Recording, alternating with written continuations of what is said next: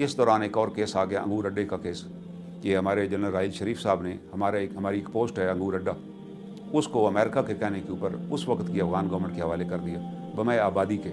और ज़ाहिर है उनके साथ जनरल आसिम मुनीर बाजवा भी थे। आसिम बाजवा साहब ने बाकायदा इसके ऊपर एक ट्वीट भी की कि हमने तलकात बेहतर करने के लिए इसको हैंड ओवर किया। और जनरल हिदायत रहमान जो थे कोर कमांडर पेशावर, वो बाकायदा अंगूर अड्डा पोस्ट पर गए और वो बाकायदा एक तकरीब में उन्होंने हैंड ओवर किया, जिस पर लोगों ने बड़ा एहतजाज किया।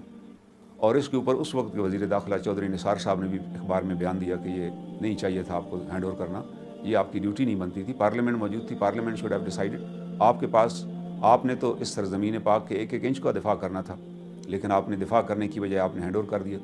तो इसके ऊपर मैंने उनके खिलाफ एक पटिशन दायर की थी, क्योंकि आर्मी एक्ट का सेक्शन 24 के तहत अगर कोई चेक पोस्ट दुश्मन को हवाले की जाए बगैर किसी अथॉरिटी के, यानी अथॉरिटी मीन दी पार्लियामेंट के, तो उसकी सज़ा मौत है।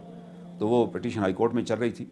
इस दौरान आसिम बाजवा साहब को सी पैक का चेयरमैन बनाया गया, तो उस पर भी मैंने दोबारा एक CM दायर की कि इनके खिलाफ तो ऑलरेडी मुकदमा ज़ेर समात है।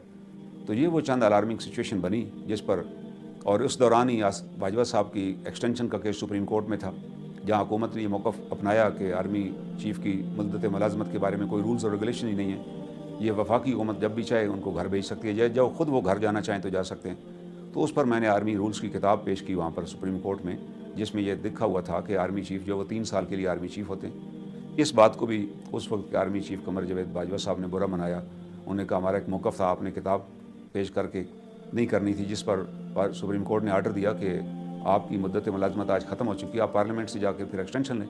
तो वो पूरी उनको हासिल करनी पड़ी, फिर एक्सटेंशन हुई।